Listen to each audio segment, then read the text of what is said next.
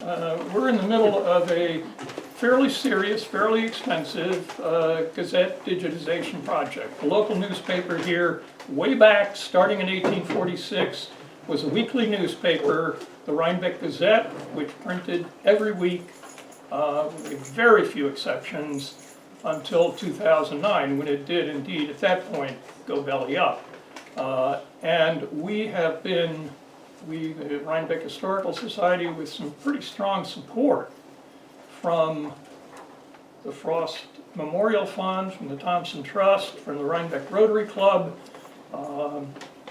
have been able to digitize those. We send them off to, a lot of them are in very brittle condition, to an outfit in North Carolina called HF Group, who scans them and converts them using OCR so that they're searchable, and they are now online. Anybody can access them through our Rhinebeck Historical Society website. There's no password required.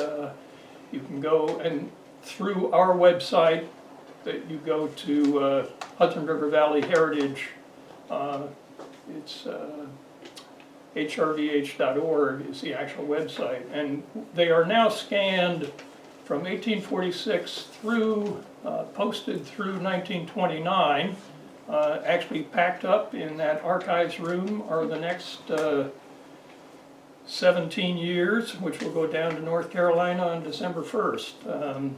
But it is an expensive enterprise. I mentioned some of the organizations, some of the grant sources that we've had, and it's made a lot of difference and allowed us to move forward. And most of the cost, however, has been paid by our members, and our annual membership renewal form, which will go out to all of our members. We have 230 members.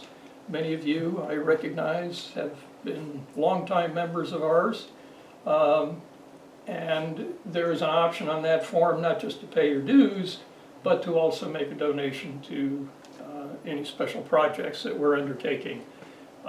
So we hope that you will be generous yet again. It's made a big difference. And also, to raise a little bit more money for that project, there are some plates out there on the table. I think there are only 9 of them. We do have more available.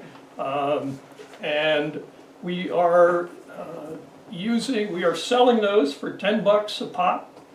You get this great plate. It was made about 30 years ago, actually a donation to us by Christine Hattisall, who's the daughter of the Hattisalls who ran the Rhinebeck-Rheinbach program, started it many years ago. They've passed away, but their daughter donated those plates to us, interested and are using it in some way to support projects for this organization. So the other project that we expect to be involved in before too long, actually we started it by approaching a neighbor who gave us an easement allowing us to access the property. We own a 1-acre piece of land in Rhinecliff. It's the Kip Beekman Hermant's site. It's that house, if you've been in the Rhinebeck post office, which is built in imitation of what that house looked like prior to its a fire in 1909. In the post office is the lintel, the stone that was above the door that's carved 1700, HKAK, Henrik Kip and Annetja Kip. That was the remains, since there's still one wall, one of the houses, and the foundations are still there. It's the oldest habitation in northern Dutchess County. And we are in the process of trying to be able to afford a cultural landscape study that will allow us to further explore that site and decide how to make it more accessible to the public. Right now, if you were to walk on that site, you might fall into one of the holes that's part of the old foundation. We do pay insurance in case somebody gets hurt. Heaven forbid that happen. But that is another project that we're involved in. So you'll probably be hearing more about that as time goes on. So enough from me. You're not here to hear me. You're here to hear about a very different kind of topic related to local history in this area. And Diana Bardominski is going to introduce our speaker. So we're Diana? changing guards quickly. This is going to be a brief introduction. So I'm very pleased to introduce Dr. Shelby Landmark, who has been riding horses since she was 3 years old, as seen in the middle photograph on the screen. So whether her affinity for these beautiful, powerful, and swift beings accounts for the alacrity of her academic achievements, I don't know. But her accomplishments have been fast and frequent. Since beginning and then completing her PhD at Texas A&M in only 2 years ago, she got her doctorate. She has presented almost 20 academic papers on panels or at conferences, and has published articles in both the Journal of Media Literacy and in a collection entitled Disability Representations.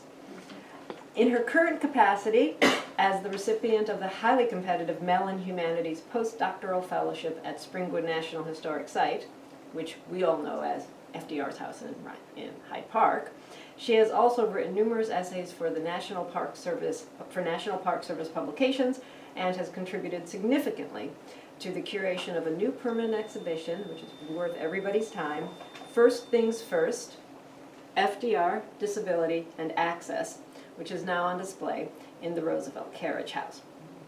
Simultaneously, as the Mellon Fellow at Springwood, Shelby oversees disability representation at all National Historic Sites, and simultaneously, again, she's a very busy young woman, conducts her research on FDR's presentation of his disability. Her archival discoveries, which have really shocked the older generation of curators at Springwood, have unexpectedly dovetailed, or should I say horsetailed, with her own passion for horses, producing tonight's presentation, The Equestrian History of the Roosevelts and Delanos. Dr. Landmark, like Rhinebeck Historical Society's own Jean Volak, and like Shelby's research colleague, Seth Frost, of the Vanderbilt Mansion National Historic Site, also in Hyde Park. And it is Seth who will be presenting next month's talk. There's been a change in schedule on the 19th of December. His talk will be entitled, From Extravagance to Elegance, the Differing Characters of Interior Design at the Vanderbilt Mansions in Newport and Hyde Park. We have the taste for one. Okay. These three talented 20-year-olds represent a new generation of scholars, situating historic events and figures in underexplored cultural contexts. Their research thus enhances and reinterprets the past, keeping it vital and relevant for future generations. So we need them, and welcome Shelby Landmark.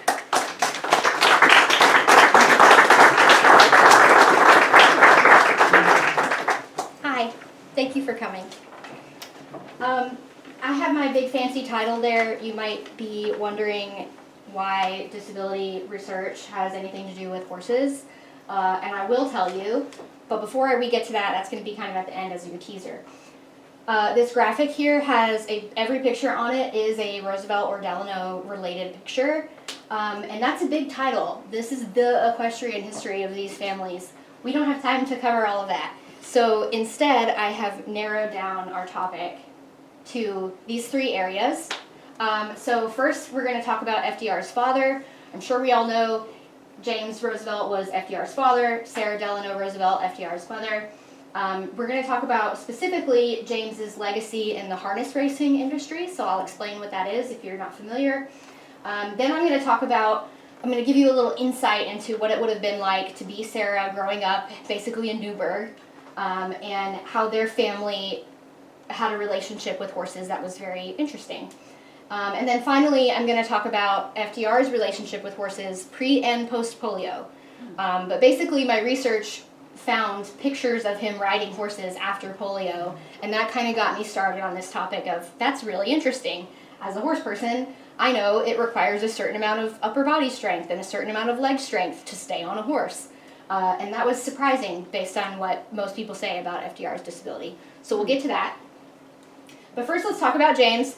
I'm sure a lot of you haven't seen this picture of him. This is from the year he married Sarah. I think he looks very much like someone else we know named FDR. I love James. I think that James is everything I've read about him, he's very tender-hearted. He was a huge animal person.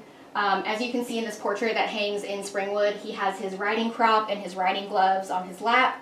This type of portraiture would highlight somebody's interests or something that's important in their life. So he chose the two objects to be horse-related objects. So James was a huge horse person, and he was also a big dog person, but that's a different lecture. So I have quite a few photos here. I'll go through everything. These ones on the top, these 4 photos, are all James, and he is riding the same horse in those 4 photos. The horse's name is Bobby. We're going to talk about Bobby specifically. These photos were all taken in 1900, which is actually the year he died. He died in December 1900. So he was riding horses up until he died, basically. And his wife left her diaries that she would lead him around on a rope. So he lost the ability to be an independent rider, but he still got on a horse and Sarah walked him around. He had to be lifted by a groom, and you'll see that sounds very similar to his son and what happened there. But obviously it was very important. Even his great-grandfather rode in his 80s up until basically his death. So this is a huge part of their family. It's not just transportation and farm work for them. It was bigger than that. They talked about their horses by name. They were part of the family, which I think is pretty unique maybe for that era. We don't always think that people would have had pets the way that we do now, especially animals that we use for work, but he did. He was also very much talked about in the newspapers of the time. So I have it's called the Poughkeepsie Daily Eagle. I think it was, I'm not even going to guess, but it used to be something else. But it's Poughkeepsie papers, but there were other papers. But I've selected a few quotes where they talked about him of different years. So 1872, we're really early there. That's obviously before Sarah, before Franklin. His brother John, who lived at Rosedale, if you've been there in Hyde Park, that house still exists. Both of them had horses by these names, Volunteer, Hambletonian. We're going to talk about who those are, but those are very fancy, distinguished horses. And the people reading this newspaper would have known who that was. When they read this section of the paper, which was who was driving which horse and what did their sleighs look like and what did their carriages look like, it was very identifiable that this was a big deal. So James and his brother had these big deal horses, and they were talked about very complimentary. I never saw anything negative about them. So James Roosevelt drove a stately and handsome pair of bays, and then specifically mentioning that they're beautiful and very fast. They talk about the jingle bells that are on their sleigh and their head ornaments. It's very detailed, and I wish we kind of had more interest in that today, so it's not just me. But a lot of other people were interested in it too. But significantly, this paper I found from '81 is interesting to me because it says, it is only in late years that the attention of prominent horsemen has been called to Dutchess County stock.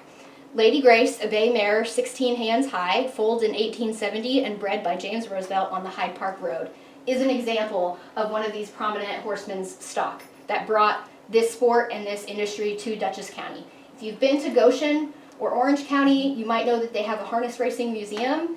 That's kind of what is known as the birth of trotting, is in that county, which you will also know is across the Hudson River, which back then was not super easy to cross. So James and his buddies were responsible for making this a big deal in Dutchess County, and I think that he deserves credit for that. I have photos here of him riding his last horse. This horse actually outlived him. His name was Doolittle. We'll talk about how this is Franklin here on his first horse. Here's Sarah with their St. Bernard. Doolittle is a very large horse. During the blizzard of 1888, James actually rode Doolittle from their home, from Springwood, to the Albany Post Road to get provisions from a local farmer, and that saved their life. And so imagine snow reaching up to that high. It was chest high on Doolittle. So he was a good partner. He outlived James. When James passed, Sarah took over the role of riding around the property and observing things that are going on and taking care of the animals. And Doolittle was very old, and she wrote to FDR that it cost her a great deal of feeling to call in a vet, and have the vet administer chloroform to put him down because he's very stiff and very old and uncomfortable. And for somebody existing in this time period, I think that's really touching that she was so hurt, and she said it especially hurt her because he was such a favorite of James's.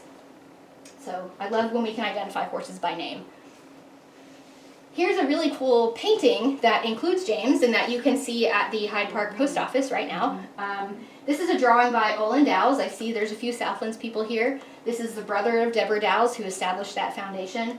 He was an artist. The Dowes were family friends of the Roosevelts. They were in the same social circles. They were neighbors. And FDR commissioned Olin Dowes to do a lot of art during the New Deal era. But this one specifically, if you've been in the post office, you know it's all about things that have happened in the area. And one of the things is harness racing. So you can see it here. There's one driver and there's a horse doing a very specific type of run, which is called trotting. And then you have James here, and he is identified by name. But he also, I think Martin Van Buren is up here too. But he was very well known. So if you were going to depict harness racing in this area, you were going to depict James. He was going to be there. He was all in it. So I love that he's going to be in that post office for forever, hopefully. So I'm going to talk specifically about another of James's horses. So we heard about Bobby, we heard about Doolittle. We're going to hear now about the most famous of his horses, named Gloucester. I have what I think is his birth date of 1865, and we know for sure about his death, which we're going to talk about that too. But here you have a depiction of Hambletonian, who was basically discussed as the father of trotters. So this is the sire that, if you had a trotting horse, it probably came from him. And you saw that name earlier because James and John had horses that came from him. So he was very prolific in his sire duties. He produced Volunteer, also another one that James would have. Volunteer was known as the greatest sire of trotters. Also very prolific. He lived to be 34. If you know anything about horses, that's a long time. He even produced foals with his grandchildren, but that's, we don't really do that anymore, but it was a thing back then. Keep it in the family. But you can see there's a very distinct body style here. You were able to visually see if somebody had a horse that came out of this line back then. So it was a big deal to have one of these horses. Not only were they fast and could win you races, but they were worth a lot of money. Out of Volunteer, so out of the greatest sire of trotters, one of these was Gloucester. And you can see here the only depiction that we know of Gloucester is a Currier and Ives lithograph that is held at the Library of Congress right now. And this is Gloucester, and you can see him with his driver, and this is called a sulky, a high-wheeled sulky. And he's doing this very specific type of run that's very fast. And Gloucester was very large. He was, we think, 17 hands is how he's been described. That's a big horse. He was a standard bred and a Morgan. So this is the type of horse, this is like the breed of horse. Trotters predated these two breeds as having registries. Actually, I think Morgans had a registry at this point, but standardbreds didn't. So if you described him as a breed, you would say he was a trotter. Both of those breeds have the ability to do that specific run. Not every type of horse has that. It's genetic. They have to be part of a breed that can do that. So they were mixing, it was very popular at the time to mix any type of horse that had a trot gene together and see if you could produce something fast. And that's how we got the standardbred. But significantly, Gloucester's mama was Black Bess, and she was a Justin Morgan descendant. If you've ever heard of Justin Morgan boots or Justin Morgan horses, he kind of founded the Morgan breed. He's a very famous horse. If you ever look up who are famous horses, Justin Morgan's horse will show up there. So he's out of some very important and expensive lines. So he's a big deal. What's really interesting is that FDR described his father telling him stories of measuring how far Gloucester was able to stretch his legs on the Hudson River when it was frozen. And it wasn't just James doing this, that they were called Poughkeepsie Flyers, the horses were, because they would kick, the snow would fly up behind them while they were on the river exercising and racing each other. And it was really easy there. You can see how wide his shadow is. So James, picture him out there on the Hudson River trying to measure this. I love that story. Gloucester is a gelding, which means he's not going to be one of the greatest sires of all time. He did not have any offspring that we know of. And you might think, out of all of these really great lines, why would you geld a horse like that when you could make so much money out of their offspring? But I found a description of Volunteer's foals, as high-tempered and requiring a strong hand. Gloucester was known at the time as the largest trotter in America, and if he was high-tempered and required a strong hand and was that big, he was probably a lot to handle. So that's probably why he got gelded, if I had to guess. James owned some of his siblings too, half-siblings here and there, but he also owned some full siblings, and they were discussed in the paper, and people would have known who Princess Ethel was.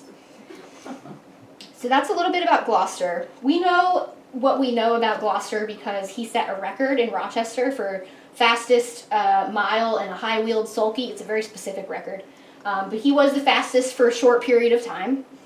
But then something sad happened and he died really young. He was about 8 years old when he died. So I put together this timeline based on my research, and I'll go through some of it with you. I'm not sure, preview. I'm not sure if he was born in 65, 64, 66. It was somewhere around then. You guys probably don't care. But I do know for sure that Volunteer and some of his foals were shown at the Dutchess County Fair, and I also know for sure that James was a big fan of the Dutchess County Fair, and he was there every year showing horses, buying animals, doing that thing. So it's very, very likely, I feel very confident to say, that James was at the 1864 Dutchess County Fair and saw Volunteer and some of his foals and was like, that's a nice horse. So I think either he purchased a foal, he purchased Gloucester as a baby at this county fair, or what I actually think is more likely is he purchased Black Bess and either had her impregnated with a Volunteer or she already came that way. But either way, he had a baby named Gloucester, and I'm pretty sure he was born either at Mount Hope or Springwood. Mount Hope is where the ShopRite is now. That was James's original home. It catastrophically burned down when he was in Europe, and they had to scramble to find a new property. And this is why we have FDR's home in Hyde Park now, is because of this fire. And when James was abroad, he was communicating with his staff via cable about available properties, and he knew this man named Josiah Wheeler from his trotting endeavors. Josiah Wheeler was also a trotting breeder, so they were acquaintances. And that property came up for sale. The Wheeler estate came up for sale. It was very attractive to James for a few reasons. One, it was already growing corn and hay, both of which can be used to feed horses. And number two, it had a lot of outbuildings, including a perfect barn for mares to give birth in. But I think most importantly, which a lot of people don't know, is Josiah Wheeler had a training-sized trotting track in front of his property. So the South Avenue lot, you can see this aerial shot view, FDR's home is about right here. There it is, you can see it. Here's the trotting track. So this was very attractive to James because he was very much, as you can see, in this sport. And the track was already there. Not everybody had their own track at their house where you could just walk your horses over and exercise them. So the reason we have a national park site in Hyde Park is because of this track. A large reason is because of this track. And it's because of Gloucester, too. You can imagine Gloucester and his siblings were worth a lot of money. So James had to scramble to find a property to house them specifically. So that all happened in 66, 67 when he purchased the property. Gloucester grows up around here. At some point, James sells him. So he sells him to a man named Alden Goldsmith for $15,000 at the time. FDR says he came in a big top hat and he had a silver carriage and he came all and had showed that he had a lot of money and he was here to buy a horse. And I did the little online calculation for how much that would be worth now. It's about $500,000. So that was a good deal, right? So he sold him to Alden Goldsmith. Goldsmith was a big deal in Orange County, in Goshen. He had what's called the winningest horse of all trotters. Her name was Goldsmith Maid. And he wanted to have Gloucester be the next Goldsmith Maid. So his plan was to make him the next best horse in America. So James sold him. Alden was also friends with a man in California named Governor Leland Stanford, the governor of California, who he was also in the sport and starting his own training program and breeding program. He had a specific type of exercise that he had the horses do that I think is probably considered not super ethical now. I don't know the details, but it was unique, and Alden was intrigued, and he thought, I can send my horses there and have them learn this distinct style of training, and maybe they'll be faster. So he had a private car that he put Gloucester on a train, and he sent his best trainer, his best driver, so the guy who would sit behind the horse, the winningest driver in the game is what he was called. He was Bud Doble. And Bud accompanied Gloucester, along with at least one groom, on a private train car from Hyde Park, from Goshen to California, in Palo Alto specifically. But unfortunately, Gloucester would not make it to Palo Alto. According to FDR, Gloucester died in a train wreck. And I heard this story, this was what was told on tours, this is what we told in the stable. I saw FDR writing about it in his first-hand documents, so I was really confident that Gloucester died in the train wreck. At some point in my program here, I contacted the Harness Racing Museum in Goshen to say, you know, we'll tell you more about that, but what's going on there. But basically, we have some things in common. And I said, you know, yeah, we know that Gloucester was owned and maybe bred by James, and then he died in a train wreck. And their librarian told me, I know he didn't die in a train wreck. And I was like, well, FDR said it, so I feel like FDR, we can believe him. And he's like, well, I have Gloucester's autopsy records, so I know that's not true. And I was like, I have to get over there right now and see that. Can you pull those for me? So now I'm a member of the Harness Racing Museum, and you can too become one if you want to do research. So I saw his autopsy records, and he, in fact, died from probably pneumonia. He also had perhaps tuberculosis, so he would have died eventually anyways. But what happened is, on their way to California, you're going to show off your expensive horse at wherever you can, and there was a big expo happening in Chicago. And at first I thought maybe Gloucester was packed tight in a train, and that's how he caught some kind of influenza. I think it was the equine influenza, which was decimating horse populations at this time. Just the year before, it had cut down transportation, supply chains. It was decimating the country. It was really dangerous and bad and contagious. And I thought that's how he caught it. But then I read that he had his private car. So I don't think he actually caught it on the train. So unfortunately, FDR was completely wrong. The train did not kill him in any type of way. He was in this expo in the stables, showing off his trotting abilities. It's probably likely in the stables there is where he caught equine influenza. Because he was worth $500,000, he made it to San Francisco. At some point he started showing symptoms there. They had him set up in the nicest stables that they could find. The owners volunteered to give him a space because they knew how much money he was worth. It was called the Fashion Stables. And they had a vet, and then a regular vet, and then a veterinary surgeon come.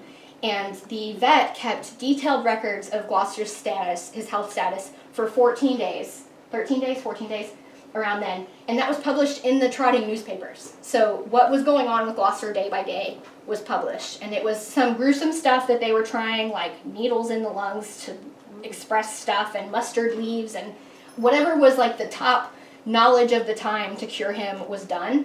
But unfortunately, he did die. Again, because he was worth so much money, I think that Alden Goldsmith and maybe Leland Stanford, people were curious what happened. So they actually did a public autopsy of him, which was well attended. And I'll show you a picture of where that happened, but it basically happened in the middle of a racetrack, and Gloucester's buried there now. But that's where they found what killed him. They found the tuberculosis. They found that he would have died anyways. And I have his eulogy up here too, because he was eulogized in the newspapers. And I want you to note this part where it says, "Another luminary in the equine firmament has forever disappeared. Honored be his ashes." That's great, right? That's a horse. You know, would we write that about a horse today? Not many people, unless you're one of us. But I wanted him to be talked about because it says his great triumph will not be forgotten. So we're not going to forget Gloucester, okay? Some other things that are interesting and for part of his legacy, Leland Stanford is sort of responsible for why we have movies now. He funded Edward Muybridge to take the first moving picture of a trotting horse because he believed that they lifted all 4 feet off the ground at one time. Oh, wow. Some other people were like, no, there's no way. So that's why we have moving pictures now. So Gloucester was going to go live with him. It's too bad he's not that horse in there. I could lie and tell you that, but that's not true. So here we are, October 1874. Please note, FDR was not born until 1882. So we can forgive him for getting that story wrong, right? This happened way before he was born. It would have been way before he was grown up enough to know what was going on. But FDR did say Gloucester was like a household name. Like his dad and his mom talked about this horse. And then the next thing that happens in Gloucester's interesting timeline is 1932. His tail gets delivered to FDR for Christmas. His mom acquired it from antiques dealer in Goshen. And I'll show you that tail right here. So you can see, here's the tail. Here's his beautiful redwood plaque because he was in California with his record-breaking time, the date he died, where he died. And if you know anything about horses, you'll know this part is taxidermied right here. This is not just cutting hair off. They cut the tail off. They cut the end of his spine off, taxidermied it, mounted it on a plaque. They also cut his hoof off and turned it into a silver filigree inkwell, which does mention James Roosevelt, and you can go see that at the Harness Racing Museum right now. We might be having the tail on display there in the near future sometime. We're in talks to discuss that. Right now, it's being safely preserved in the Park Service's collections. It's all wrapped up nice and it doesn't smell bad or anything. It's been preserved. It's great. At one point, it used to hang in the stables, so you can see here, stable stuff. That now I have redesigned, so it looks a little more organized now if you want to go in there. We can't put the tail back in there because it's not temperature controlled, right? The museum would take better care of it there. But it did hang here at some point, but most significantly, it hung in FDR's bedroom in the White House. And there's been some confusion about where it hung, but we have this letter here from, well, somebody wrote asking, I heard there was the tail, I heard it was in the president's bedroom, is that true? And Stephen Early, I think it was Missy LaHand, asked him, can you verify this? And Stephen Early, you can see his initials, SE here. He said, P.S., it's in the president's bedroom. So I trust Stephen Early. It was first in the governor's mansion in Albany, actually. So he actually got it in 32 before he moved into the White House. And they took it to the White House, and then when he died, Eleanor took it home. So we have the records to prove that.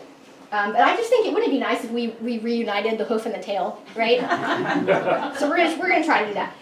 Here's the Bay District Racing Track, circa 1893. Probably looked very similar. Gloucester's buried somewhere out here. Unfortunately, there's sky rises on top of this now. I looked it up on a map. But he's under there somewhere, and that's where a crowd of people watched him get an autopsy. So no train. Don't. If you hear that story that FDR's dad had a horse that died in a train wreck, unfortunately, it's not true. Now you know the very detailed truth. All right, that's our James section.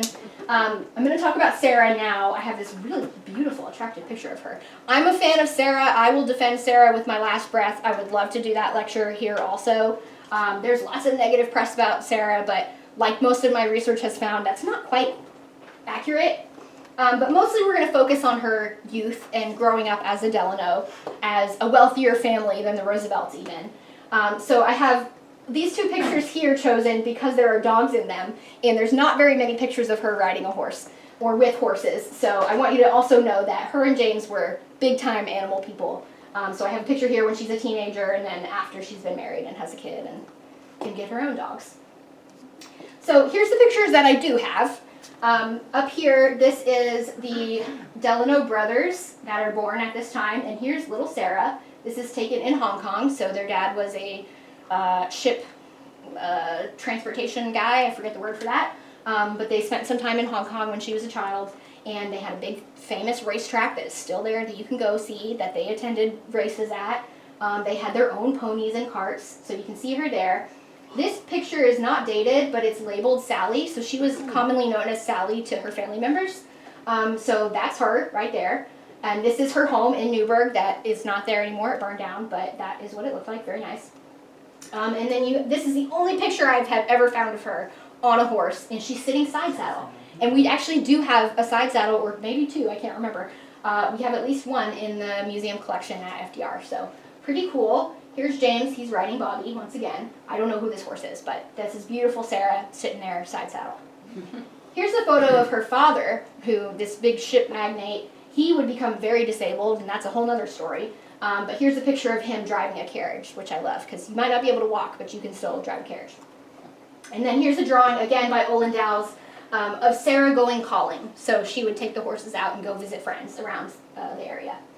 And then, significantly, I found in her diary that she had a saddle horse that came from Dickel's Riding Academy in New York City, which also claims that they had horses purchased by the Astors, by the Rockefellers, by the Vanderbilts, but now we know also Sarah Roosevelt purchased one of these horses. Okay, so the story I want you to take away with from the Delanos life is actually not too much about the Delanos. I had to talk about Sarah because we got to get some women in here. But I want you to hear the story of their coachmen. So at this time, coachmen were pretty high up in the hierarchy of the help.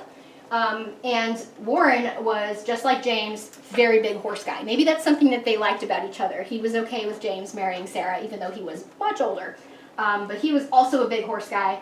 So I have to, supplement the pictures of the coachmen where I can, because there unfortunately aren't any saved. I have a picture of his headstone, which is in Newburgh. You can go visit him if you want to see him. But he hired a man named Michael French from Ireland. He was from County Westmeath, which is known today as the horse country of Ireland, of maybe the world. So they have a specific type of soil there that has a lot of calcium. And so when foals are born there, they grow up eating the grass with lots of calcium. They have stronger bones. They live longer. They race faster. So he came from this county. So he was very obviously a horse guy. We also know this because he was 25 when he came over. So he was very young to have already established himself as really good at horse stuff, enough so that Warren paid for him to move here. Warren paid for him to have a 2-story brick house built with horsehair in the mortar, by the way, but that was in most people's houses. Warren wanted to build him his home for his family on a picturesque hill, and Mike French said, I want to be closer to the beloved horses, so his house is right next to the stable. It was.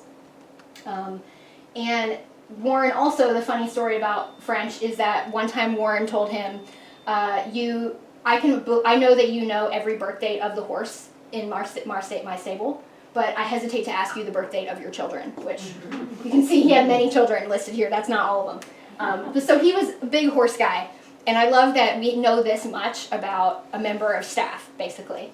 And we know that because it was horses. And to also give you an idea of the prestige going on here, this is where French liked to buy his horses from. This is Fist, Door, and Carroll Horse Company. They claim to sell around 900 horses a week.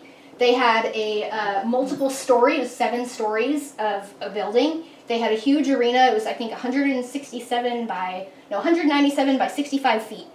And they had suspended seating and chandeliers lit up so you could watch the horses moving in the arena before you purchased them.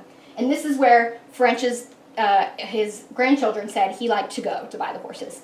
And he had free reign, no pun intended, to purchase whatever horses he wanted because Delano trusted him. He knew he was going to do a good job picking good horses. So I'm going to show you basically what his journey was. So when it was time to buy a horse, French would take the Mary Powell, also known as the Queen of the Hudson. Yeah, we got some Mary Powell fans. He would take this to Manhattan. It would park always at is that the word, dock? At Desbrosses Street Pier, so you can see what that would have looked like around this time, 1890. So here's where he would have got off. He would have traveled northeast-ish, I think, purchasing things like candy and taffy and expensive cheese and whatever, and you'll see why later. But he would make it to this Fist, Door, and Carroll. And I also want to do a little plug here for my own research. His descendants described it as Fish, D-O-O-R, and Carroll, and it took me a long time to figure out what it was. But it's not fish, it's Fist. But this is what it would have looked like. They did lots of advertising campaigns. It was a huge deal. So if you were buying your horses from here, you had money to spend. And what's nice is Coachman got commission. He got a really good commission for it. So way to go, Michael French. Here's what it would have looked like. This is from Breeders' Gazette, 1893. For you to put a horse on a freight ship, he would take multiple horses at one time. Obviously, they couldn't take the human passenger type Mary Powell. They had to take a freight ship to put the animals on because they're not people. Then they would, once they got here around Storm King Mountain, he had an arrangement with the captain of whatever the freight ship was. He would prearrange a certain amount of, what do you call like the honking?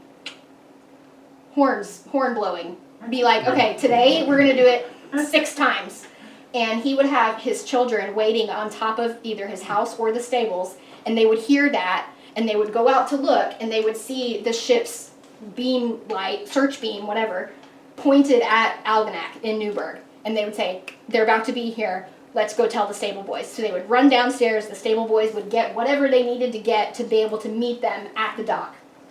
So I love that you can imagine like seeing that light if you didn't know what was going on. Like they're pointing right at Newburgh. And then here's what Algonac would have looked like. So beautiful big house. So that's your day in the life of being a Delano coachman if you had to purchase a horse. And I tracked that all with maps and stuff, and we could see that if you want in your free time. Okay, lastly, I'm going to talk about Franklin. I have this wonderful picture of him. This is from 1920. He's on what's called a paper chase in Washington, D.C. So this is around when he's doing senator stuff, pre-polio. And a paper chase is a more humane form of a fox hunt. So they would put little paper tissues around so you knew which track to follow instead of having to follow a live fox. So that was very popular among the wealthy. So he was participating in that, and someone took this nice big smile photo of him. I have a photo here to show the Springwood Stables circa 1890. Beautiful, what it would have looked like with the carriage and things like that. FDR maintained it. Even after we had automobiles, 1941, he had a cavalry unit stationed here, and they kept their horses in his stable. So he kept this stable pristine and in use. So it was very important to him. Here's a photo of him before he could ride himself. It was so important in their life that they had a wicker basket where him and his dad's favorite dog, Budgie the Pomeranian, could take rides with their nanny. Unfortunately, we don't know the donkey's name, but I love that you can see his ears moving in the photograph. Most people have seen this one, but there's also this one at the FDR Library. I should have said that. Most of these photos came from the FDR Presidential Library. So 1885, so he's about 3 years old here. Eventually, he would learn how to ride his own horses. It was not very long after that. Sarah even wrote it in her diary. Franklin learned how to ride very well today without a leading rein, so it was a big deal. And his parents purchased a Welsh pony for him. So smaller animal, so he's about 7 years old here. If you've seen a Welsh pony, you might be thinking, that's not a Welsh pony. That does not look like a Welsh pony. If you look up advertisements for Welsh ponies at this time, they were less refined than they are now. This is actually exactly what they would have looked like coming off the Welsh mountains.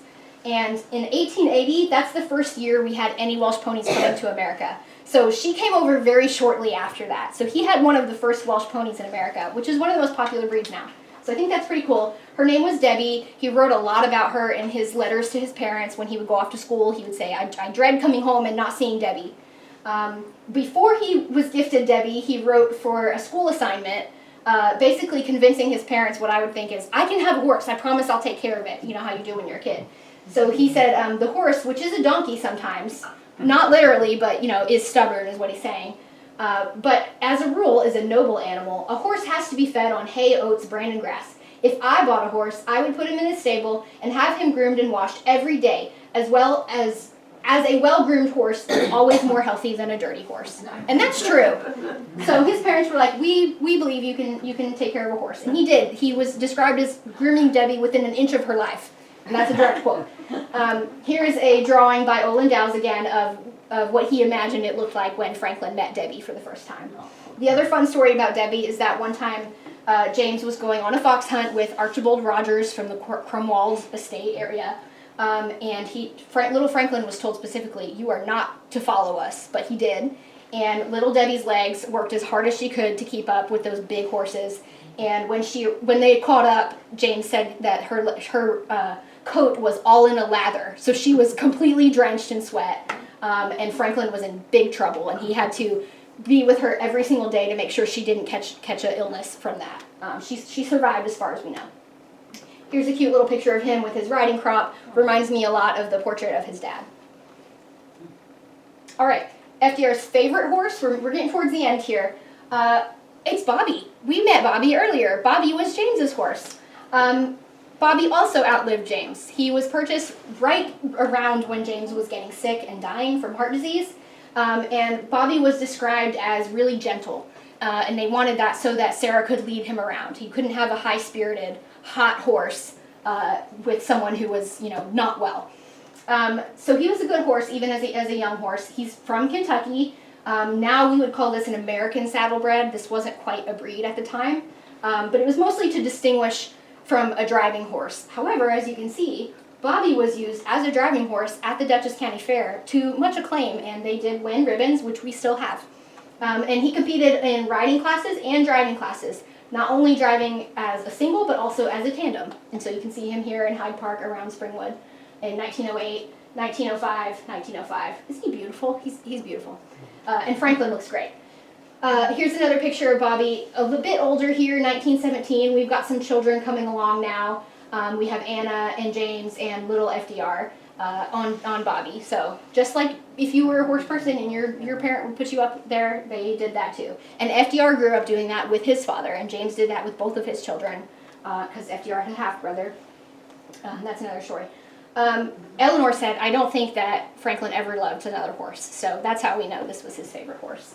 But she loves to tell this story about Bobby that you can hear in the stable. If you go, there's a little button, it's ancient, the audio is ancient, but you can hear Eleanor telling this story about how one day she decided to ride Bobby for whatever reason, and she was in the woods riding along, and when she turned a specific corner, Bobby galloped home as fast as he could, and she said, even as much of an accomplished rider as Eleanor was, which she was, she said she was afraid for her life. She was doing everything she could, and she couldn't stop him.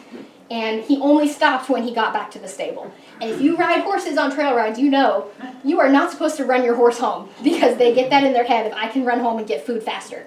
It's very dangerous. You're supposed to make them take their time. So Eleanor was not expecting that.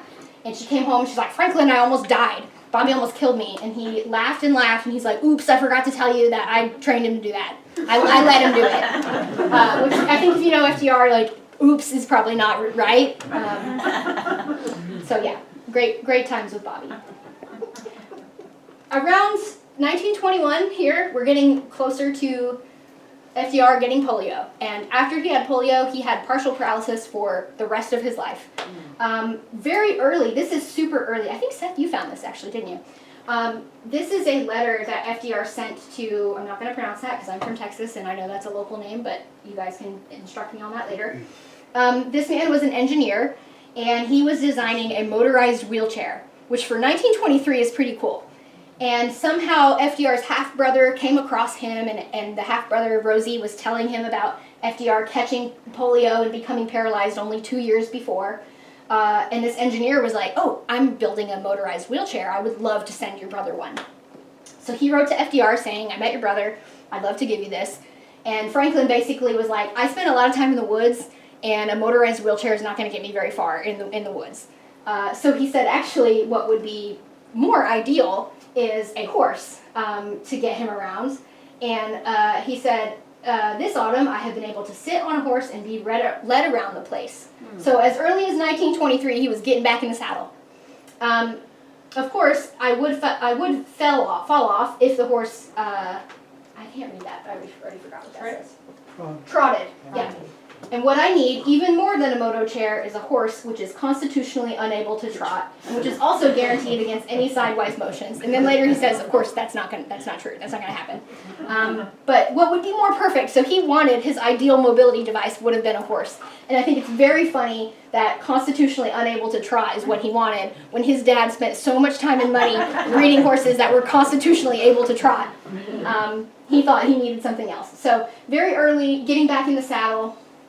Here's some pictures that I found during my disability representation postdoctoral program, where I found FDR very much clearly by his face and by the date on the back of the photos after having polio and after having paralysis. And I was quite surprised because the things I had heard about FDR was after he had polio, he was completely disabled. That's how the story is told. He couldn't walk, and oh my gosh, he couldn't do anything, and his life was over until he struggled to learn how to use braces and whatever. If you've ever sat on a horse, you know that you need some torso and leg strength to do this. I can't tell. I've had different people say that they think he's wearing leg braces. I don't really think he is from this. He couldn't have bent his knee very easily, and it would have added a lot of extra weight. So I don't think he has any sort of mobility device on. I've never seen that he had any kind of specialized saddle. But here he is sitting in an English saddle, not a lot of support in an English saddle.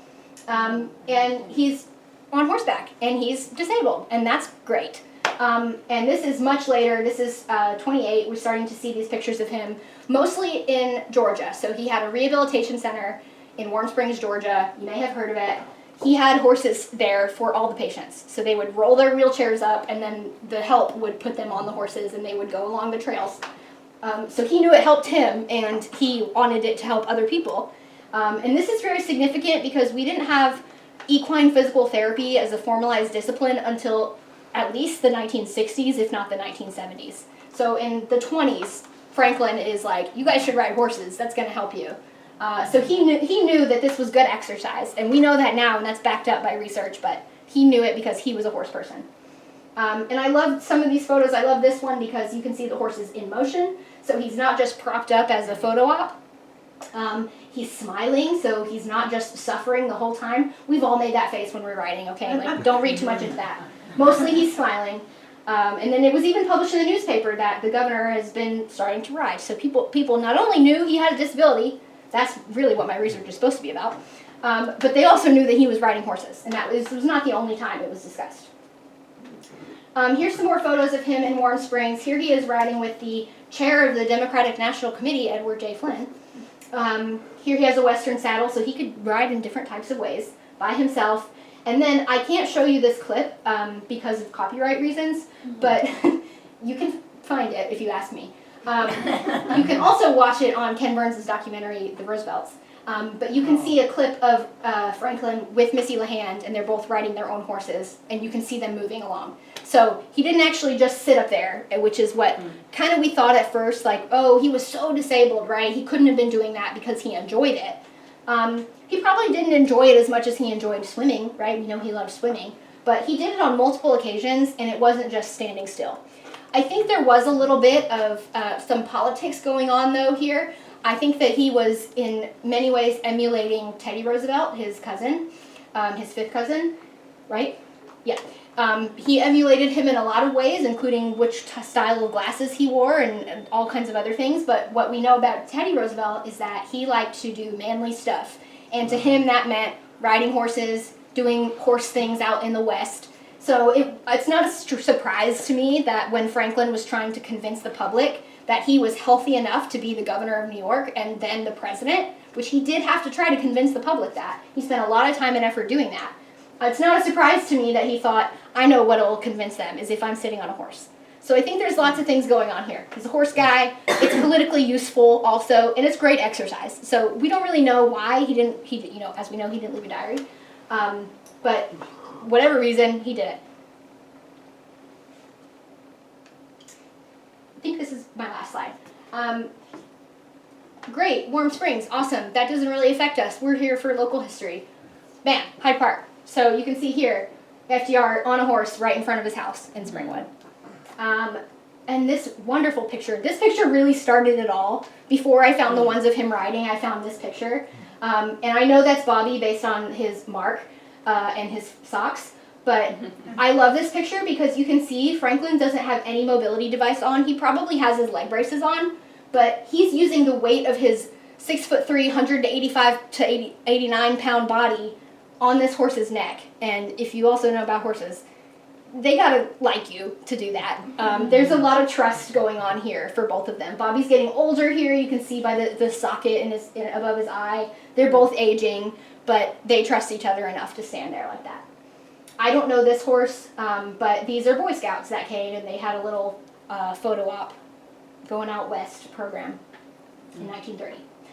I think this is my last slide now. When he wasn't riding, if he couldn't ride, but he still had to have horses in his life somehow. A lot of this happened at the Dutchess County Fair. A lot of his sons, if not all of them, competed in horse shows at the county fair. And there's tons of pictures of him from his car, which he used as a wheelchair a lot, petting animals, which is not typical for the time period. You can see him here meeting, this is John the Baptist. He was a high-jumping, diving horse. This is that horse he was riding in Warm Springs. He's holding himself up with the tree and petting the horse. This is his granddaughter, also named Sarah. She's riding Lady Jane. You can find this clip of them riding around the property on my social media, actually. Horse Historian, you can find it there. Here he is meeting one of his son's horses. There's FDR Jr., I believe. And here's him meeting one of the farm horses on the property. So it wasn't just the fancy horses or the kids' horses. It was also the draft horses that he cared about. Enough to have them lead him over and him pet him. And then this is another one of his son's horses that won a ribbon at the 33 County Fair in Rhinebeck. And then lastly, even at his funeral, there was horses. So we know that the presidential caisson is a thing. You have the horses carry the casket. That's very significant. but if you remember Reagan's funeral or JFK's funeral, they had what's called a riderless horse. And as the top position in the military, you had to be basically like really high up, if not the most high up. Lincoln had one. You were entitled to have a riderless horse at your funeral. And basically to show the audience, because funerals are an event, to show the attendees what the riderless horse is, they would put the rider's tall riding boots backwards in the stirrups. And so if you want to Google Reagan or JFK, if you don't remember, you'll see the big black shiny boots backwards. And basically, it's supposed to symbolize the rider is waving goodbye. So he's facing goodbye. This is the last ride he'll ever take, and he's telling everybody goodbye. Franklin, whether he wore his leg braces or not on the horse, he didn't have tall boots in any of those pictures. So instead what they did is they just turned the stirrup around. So it's a covered stirrup, it's a tapadero style, cavalry style, so it blocks your toe. They just turned it around. And one of our lead maintenance workers actually found this photo, which is beautiful. Usually it's cropped, so you only see the caisson, which is the horse is pulling it, but there's one photo here of the riderless horse at Franklin's funeral. So I think that also speaks a lot to how important they were to him. And then, because I didn't get to talk about Eleanor or anyone else, and we gotta get the women in there, here's a picture of Eleanor and Anna riding one of their Norwegian fjords. Thank you. Any questions? Yes? Now, we know FDR was a very large man. How many people did it take to put him on a horse? That's a great question, and I don't know. I think actually what I think happened is he was somehow assisted up some type of ramp. We have quite a few ramps in the attic of the stable. I don't think any of them date to one of these periods, but I wouldn't be surprised if that's what they did. That's what they do now. If you have an equine therapy program and you can't afford the really expensive lift, the mechanical lift, they have a permanent ramp. You can see one at the Horses for a Change in Esopus. They have one. So I think they did something like that. We know James was lifted by a groom. James was only 5'10", maybe less. So he was a smaller guy. Franklin was much bigger, so I can't imagine them lifting him, but I could see if you had a very high amount of steps. Also at Warm Springs, they had these training steps for people to learn how to go back upstairs after they've become paralyzed. And they were very tall, and they basically went nowhere. So it wouldn't be a surprise if he was like, you know what, that would work to help me get up there. Great question. Any other questions? Yes? First of all, thank you for doing this. This is a real treat. Thank you. You mentioned chloroform at the beginning. Yeah. I had never heard about that before. I didn't realize that they used that. So for the audio where we're talking about chloroform, that was used as a euthanasia method. And I think for the time it was quite humane, because you could also imagine a bullet was a suitable method, as it is still today. People still do that today. But obviously that was for Doolittle. That was a very special horse to them. So they had a vet come and do it. Usually you would handle that by yourself, mostly. So yeah, that was pretty standard. Any other questions?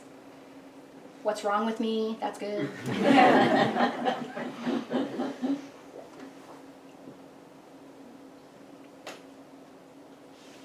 Yes? Just curious, the early trotting vehicles had such large wheels. I never, when did they change that? That's a great question. I don't know the year, so the question was the harness racing sport had really high wheels. It was called a high-wheeled sulky. So what's significant about that, I don't know exactly the year, the Harness Racing Museum would know. They switched to a more modern type of tire with air in it instead of just a wheel, and those were able to be smaller. So actually Gloucester's record was around the time that they switched what was the type of wheel. So his record didn't last very long, because as soon as they introduced an air-pumped wheel, they went much faster. So it's not really fair to say, like, actually he didn't hold the record very long. He held the record for that type of wheel. There's also a horse that holds the record for the air type of wheel. There's a record for the modern type of wheel. They've now changed it again. Maybe more than that. So he did win the record, but it was on that traditional, just wooden, basically, or metal wheel. Yes? Any others? Yes.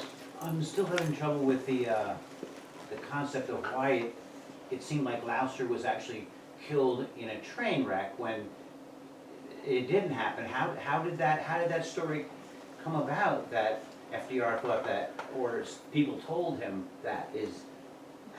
Yeah. How can you, it seems weird. Yeah, so the question is about how did we get this misremembering of how Gloucester died?